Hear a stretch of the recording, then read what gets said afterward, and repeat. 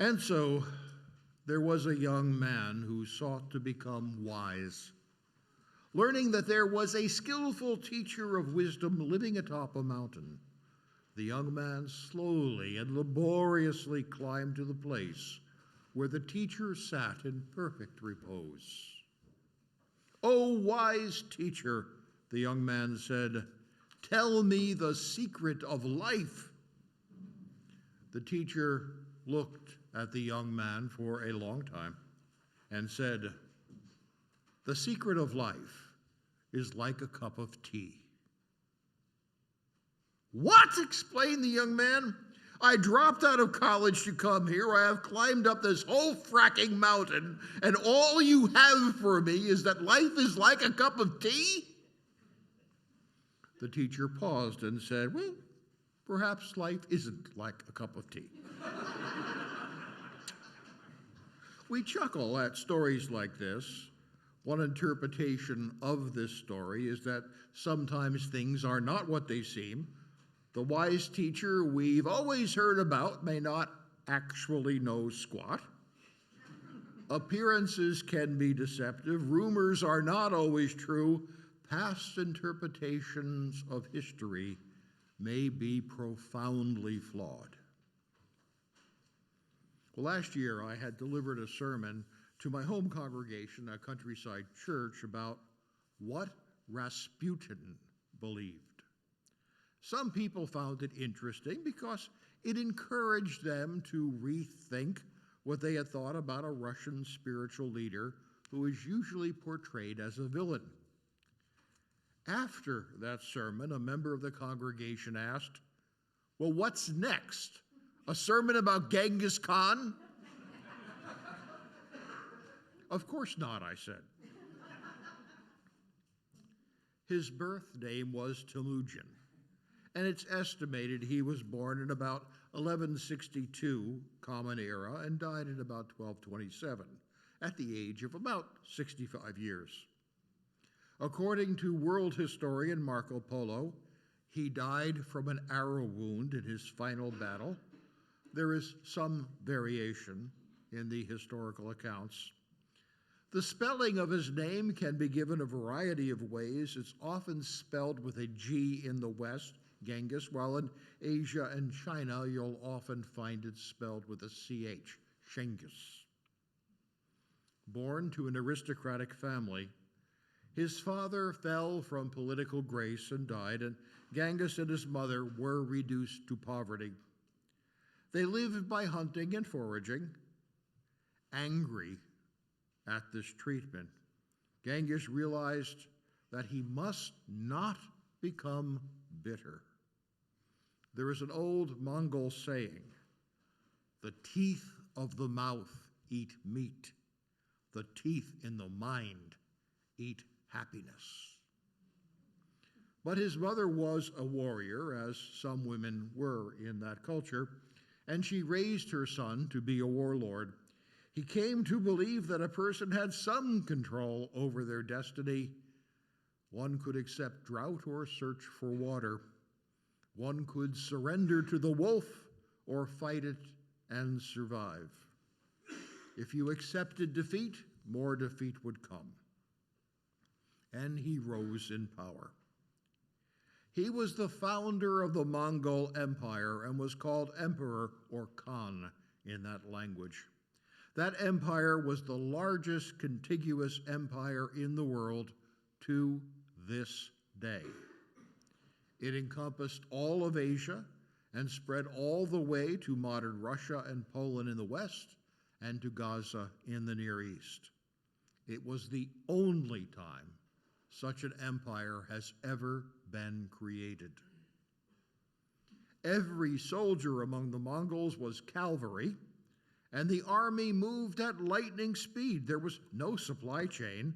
The Mongols could rise for days, sleeping and eating in the saddle without needing to make camp or build a fire. Genghis created the yasa, or the civilian or military code, one of the earliest systems of law. While tales of his military conquest and battles abound, Khan enhanced and protected the Great Silk Road, a trade route that linked China through Afghanistan and the Near East all the way to Rome. By bringing the entirety of the Great Silk Road under a uniform political system, he stabilized it, and it became a highway of information and learning, as well as of silk and spices. He created a uniform system of writing, the Uyghur script. He enlarged the Silk Road and expanded the spread of his culture, technology, and philosophy throughout the world of his day. His government was a strict meritocracy. It didn't matter who your parents were, you would be judged on your abilities. The great Khan had many wives and concubines, as was common among powerful Mongol men. Perhaps inspired by his competent and strong mother, Genghis valued the wisdom and intelligence of women and often made his wives and concubines leaders in their own right. Scientists tell us that 8% of male Mongols today are his descendants, and 0.5 of all men alive today have some of his genes. As my wife likes to say, he was a busy boy. Genghis asked to be buried simply without markings, as was the custom of his people, but legend has it that he was actually entombed in a vast complex, as fitted the greatest leader of the world at that time. It's said that the funeral escort killed everyone in their path so that no one would know the location of his grave. Although there is a belief among archaeologists that the modern Chinese government has found the site using ground-penetrating radar, but forbids its excavation in an effort to block Mongolian nationalism from rising again. In fact, it is illegal in China to speak or write about Genghis Khan in a positive way. Genghis Khan believed in religious toleration. Most believe he practiced the shamanic religion of his ancestors, worshiping the eternal blue sky as a sign of the eternal powers. Just as your personal problems might interfere with your personal happiness, the shaman of Khan's time taught that such things were like smoke in the eternal blue sky that would always clear. It was an optimistic faith and still lives on.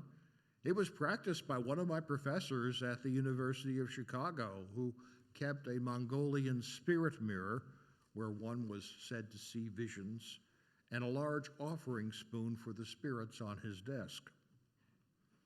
But chief among all Khan's works and ideas, there is one theme that stands out.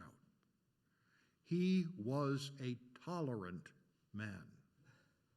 While other world leaders before him had made moves toward religious toleration, Genghis Khan was the first to make it a universal law.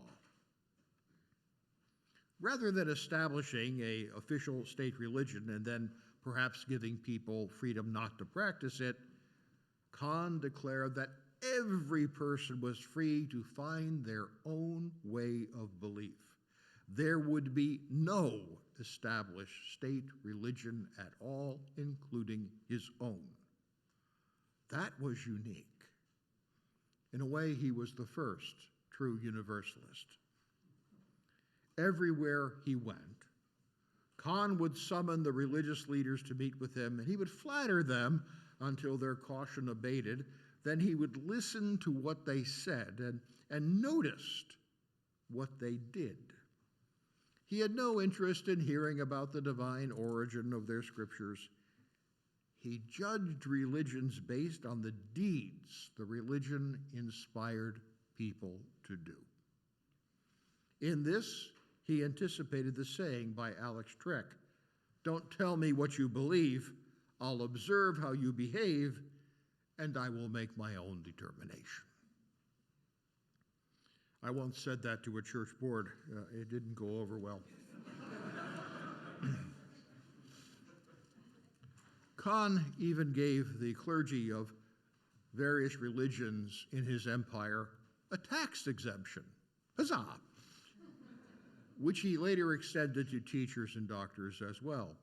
We know nothing of his appearance, as he forbade any image of him to be created. The statues you may see are artistic imaginings. So while the image you may have in your mind of Genghis Khan is of a warlike barbarian who conquered by atrocity, the reality is that he rose from poverty to be the leader of the world of his day. While he fought wars, he also united the world, creating a common system of law and a written text. He protected and extended the trade route that allowed civilization to flow from east to west. He was an egalitarian leader who valued the leadership of both women and men regardless of family or class.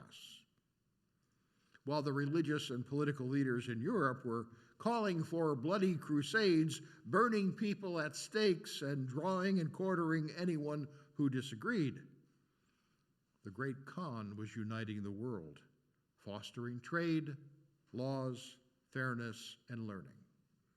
And everyone could believe whatever they wanted. The wisdom of Genghis Khan was that the tolerance of difference among people was a good thing. Not what you may have thought. Well, sometimes life isn't a cup of tea. It was Khan's doctrine of absolute tolerance that enabled him to build his empire. So long as you had common sense and didn't challenge established law, you could pretty much do what you wanted and believe what you wanted. Political scientists call this image of a unified Eastern European power from China to Russia, Eurasia. Khan created the first and so far only Eurasian empire. Establishing such a political empire is a dream among several contemporary world leaders. There is one school of thought that claims that China clearly hopes to establish a modern Eurasian empire. There is a prominent Russian political philosopher, Alexander Dugin, and if that name sounds familiar, it's because his daughter Daria was recently assassinated. Dugin wrote for years that it is the duty of Russia to reestablish the Eurasian Empire, united by a strict version of Russian Orthodox Christianity. And he is one of the primary advisors to Vladimir Putin. The political vision of Genghis Khan persists to this day, and it is as real as the warships floating on the Black Sea off the coast of Ukraine this morning. Yet I believe these efforts to reestablish Eurasia in modern times will fail, because the only time it has ever been achieved was under Genghis Khan, and that was built on tolerance. Today's efforts are built on anything but. Now you may notice some similarity between the religious universalism of Genghis Khan and some of the emphasis on religious toleration upon which America was founded. That similarity is not a coincidence. Martha Washington gave her husband a biography of Genghis Khan titled Zingis Bayan de la Roche Gulam. George Washington was a learned person, an avid reader, and he kept the book in his library at Mount Vernon, where it rests to this day. Another biography of Genghis Khan, titled The History of Genghis Khan the Great, by Francois Pate de la Crosse, was published in 1710.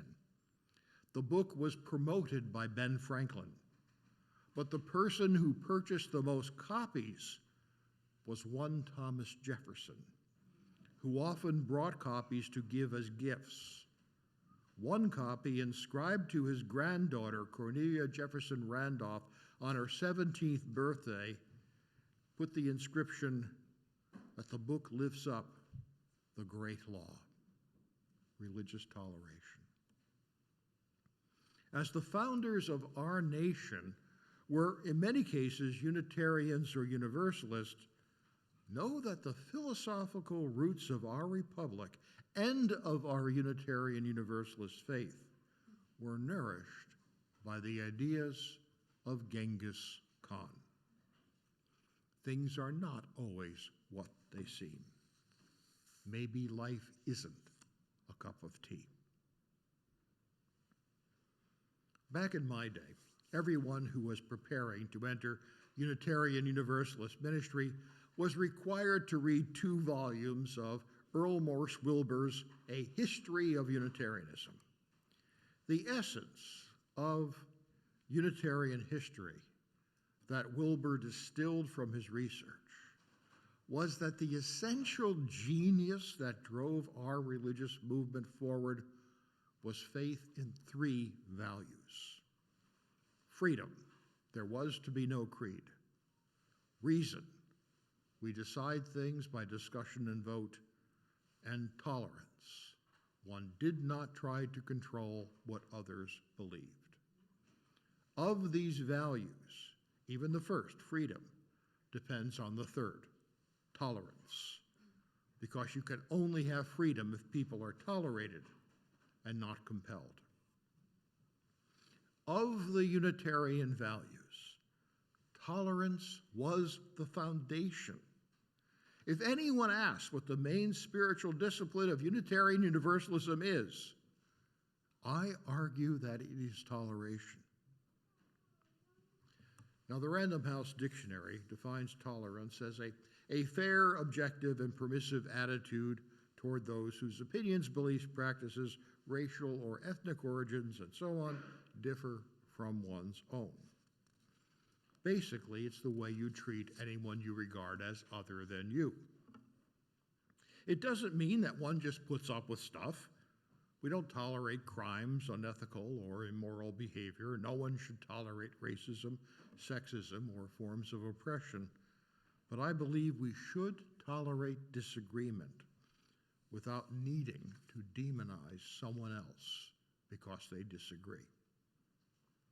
You can seek to convince, argue, negotiate, agree to disagree, and everyone will have their personal list of things they cannot tolerate, but the shorter that list, the happier you will probably be, and the longer that list, the more drama you will likely have. One of my professors in theological school said, "You know, churches don't break up over the great issues of theology. They break up over what color we're going to paint the nursery." It is better to be tolerant. You will have less drama.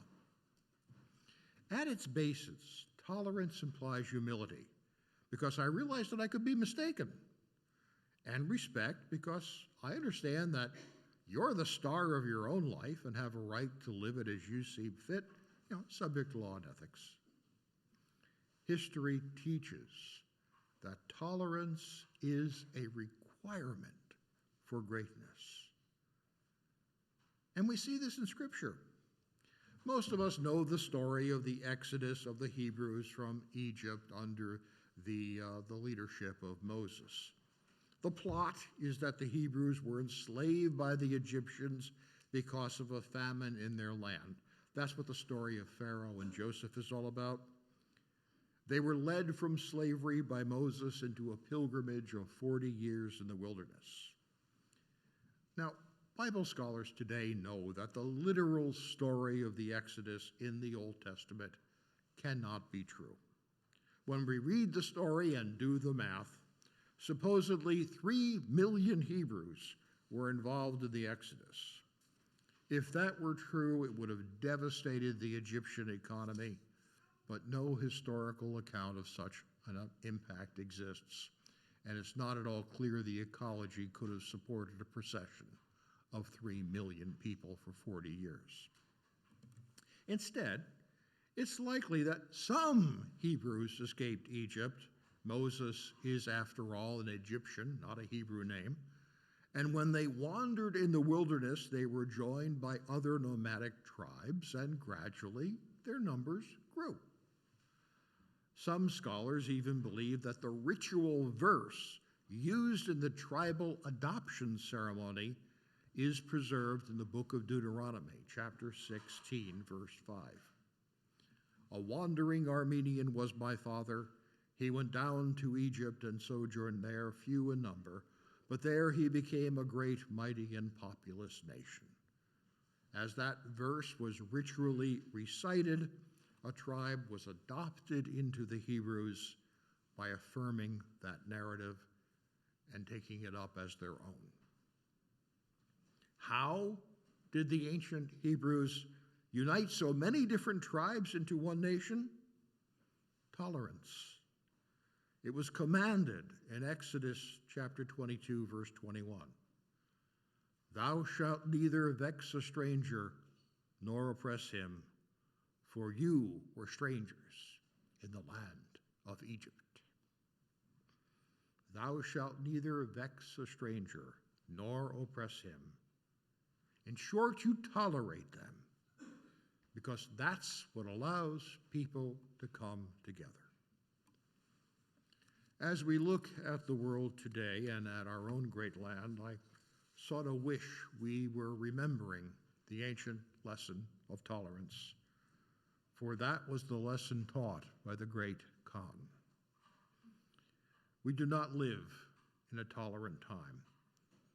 Our politics has become tribal, and I have actually listened to people in my consultation room who think a perfectly acceptable solution to the unrest of our time is for half the nation to murder the other half. It's as if many have concluded that if you disagree with someone, you must also fear and hate them. In fact, nothing could be further from the truth. You don't have to compromise your convictions in order to be compassionate and tolerant. You just need to stop others. You need to stop demanding that others agree with you.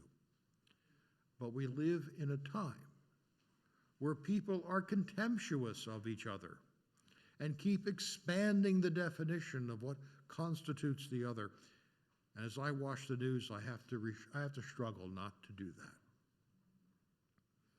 If the other person isn't tolerant, you might try to show them the way. No, you don't take BS, but you don't descend to their level either. But the ancient victories of Genghis Khan show that success cannot be achieved by division, only by tolerance. Somehow we're going to have to find a way to get along without killing each other. And Khan reaches from beyond his hidden grave to remind us that tolerance is the prerequisite for greatness. Its centrality to Unitarian Universalism is the reason why ours is a great faith, despite our size.